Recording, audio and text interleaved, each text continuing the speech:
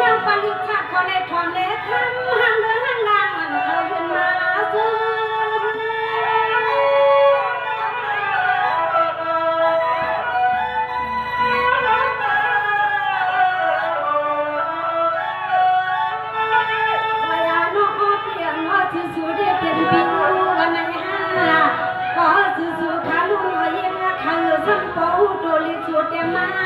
วันละก็เป็นปีลูกค่ะวันละก็เป็นปีอูทุกคนสุดที่เกี่ยวให้เขาหวานความหน้าที่เขาคำนั้น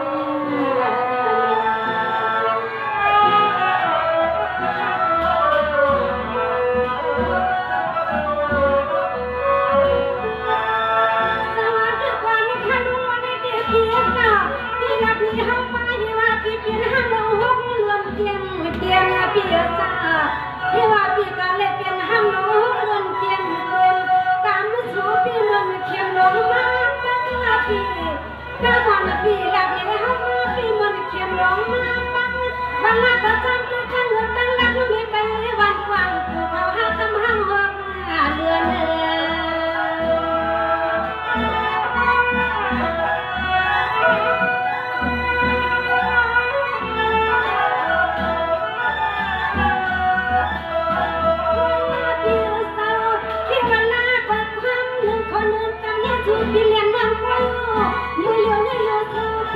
จุลงคนกว้างวันละก็จูบเปลี่ยนชาสว่างลูกเลี้ยงคนใจใส่เอาผู้วันวัน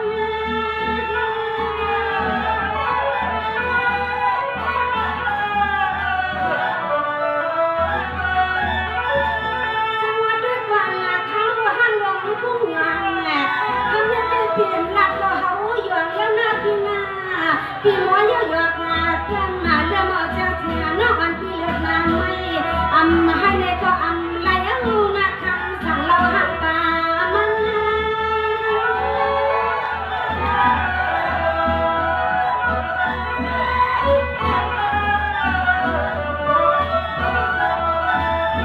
วายานุเปียแก้มมาดังเลี้ยงเสียงจุนวันฮาวาในนอปีจึงให้เขาจอยคำนาปีเขาวน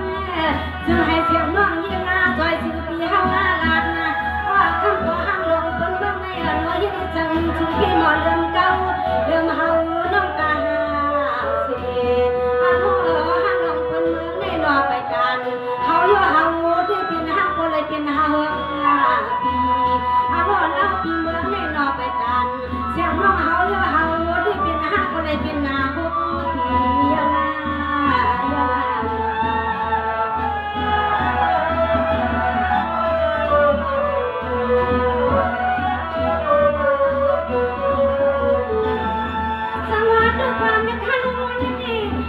สังคมว่าปีนวลในเด็กปีฉันเป็นห้างห้องเรือนนอปีสองสูงเงินนอนห้างห้องเมื่อปีเรือนนอสังเจว่าอาเกลีกาลีมาคุ้มละนาปีสังเจว่าอาบุญตีลีกาลีมาคุ้มวันละคนน้องปีลำบนตัวลำคุ้มเจียงหาในเขียนปีมเกิดอันโลเขาในใกล้ทุ่งในวันกลางผู้โยปีมแค่ตัวหั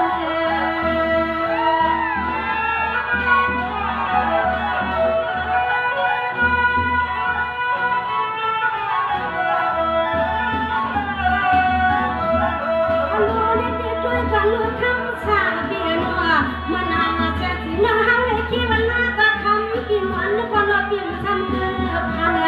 ช่างจังเป็นไรช่างจังสู่ใครเอาน้องเฮาเด็กข้ามว่าเมืองจะเลี้ยงที่ใจมาลักลำกัน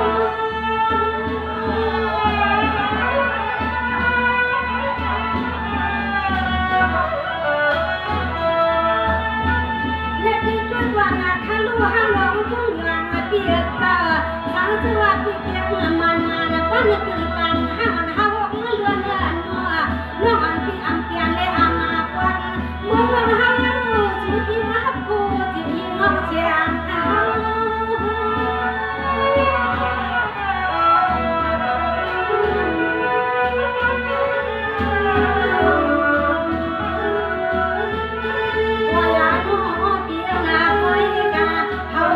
ปีเลี้ยงเรื่องพัง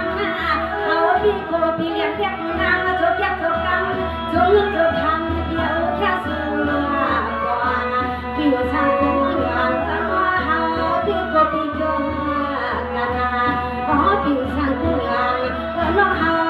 ก็พี่จงกันลาคำแน่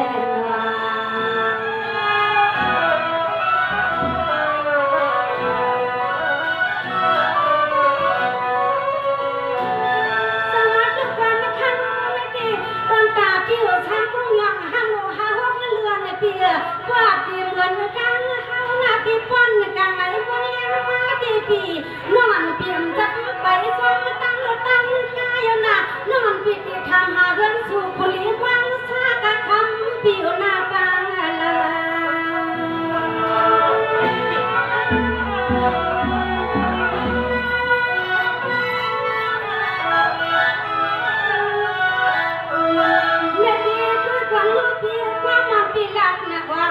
พี่หยอกน้องไว้ก็เขาอยู่หน้าไว้กาจีจีวันเสียงน้องตั้งละตั้งเงาพี่ว่าเอ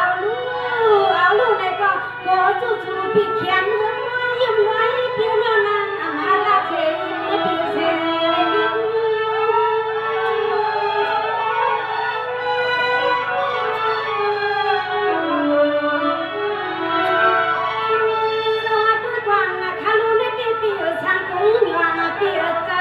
นอนในแถวปวาทันปีทุกทันนั่นนั่งตอนสู้ยมาปี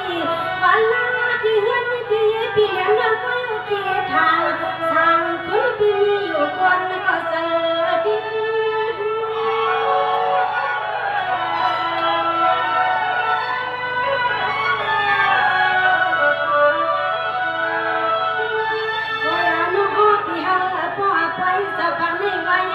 เขาพี่ก็ลุกยิ้มคนมิดสู่ปีประมาณเนี่ยเพราะว่าพอจะฟังในว่าเขาพี่ก็ลุกยิ้มคนมิดสู่ปีประมาณอยากให้เอาเนื้อสู่ปีปอกันนั่นปีป้องยาหาลาพอยานี่ว่าเขาว่าชมกันนาพอลุกนี่ปีเขาป้องสู่ที่นอปีป้องยาลาพอยานี่ว่าเขาน้องชมกันนาปี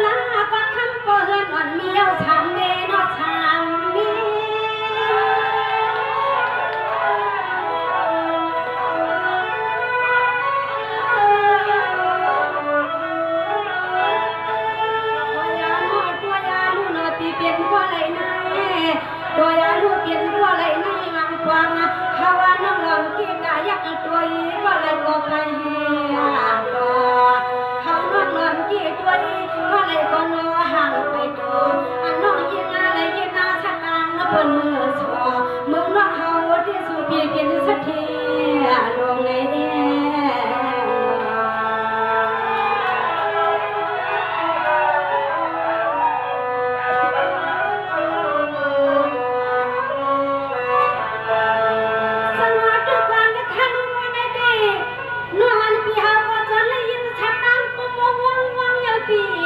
แม่ก็นอนปีตอนเลยยิ้มชัดตั้งปุ๊บวังเกี่ยวหลงมือในปุ๊บเกลือ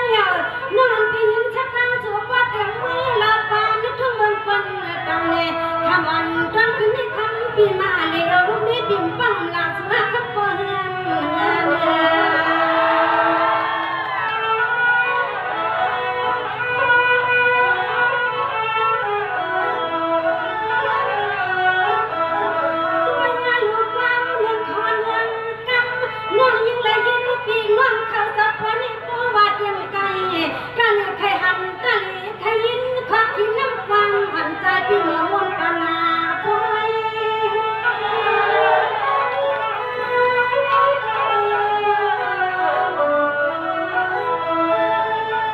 สวรรค์ที่สังเจว่าเสียงจริงยี่วันน้องปีอันการสุนอุ่นนับพวงเด็กถามน้องยิ่งปีอันวัดลูกข้างในใจวันน้องพอดวงตอนตัวกะปีสู่ฮอดมาในเสียงใครรู้ว่าปีใจทำคุณปีมาด้วย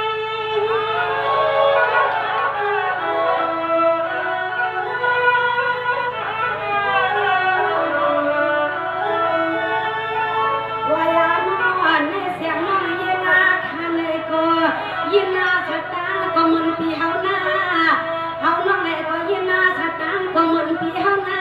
ชื่อปียินแม่ก็เลยว่าไหนก็เฮาน้องสัมผัสว่าหักหน้า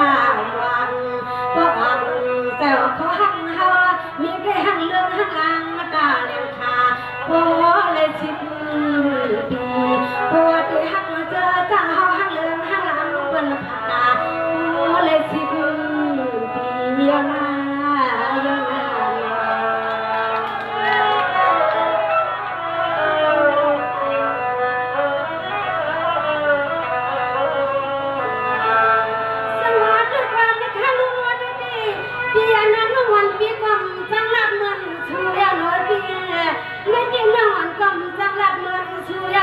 ผัดกันกันปีละเรือนละก็หนอนอนปีกำกองเจอนั่งนอนปีพยังตีลังเยือนนั่งผัดกันน่ะทำให้ปียังลึกก็ย้อนไม่ต้องสื่อลำทำปีหันทำกูกันนี้ความลำทำจื้อก็สื่อปีหาทาง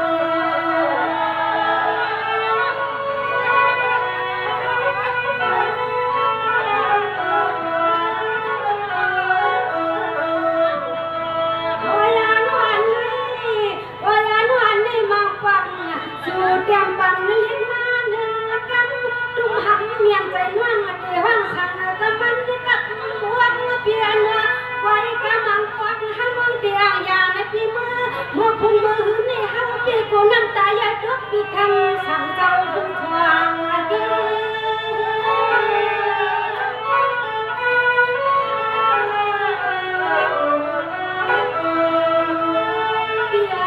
พี่ก็แค่ว่าอยู่นะในที่เพียนวันในพี่ก็แค่ว่าอยู่นะแค่กันมาผ้าแค่อันตาแค่วันไปเสื้อผ้านวันในพี่อันนั้นพี่นอไว้ก็ให้พี่กูเลยนี่ก็มาละมาฟังลำนี้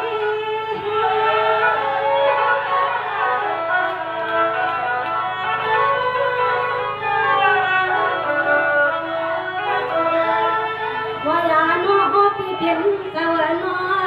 สังวาสุให้ทำน้องฮาวาดีสู่พี่เตรียมได้ลิไลได้ทำน้องมานาก็ตาตัวพี่ฮาวลันก็ตากองพี่ฮาวลัดทำน้องฮาวลัดพี่จังเจียวกวางยองตัวยองฮาวตุ้งยากันนาก็ยองตัวยองฮาว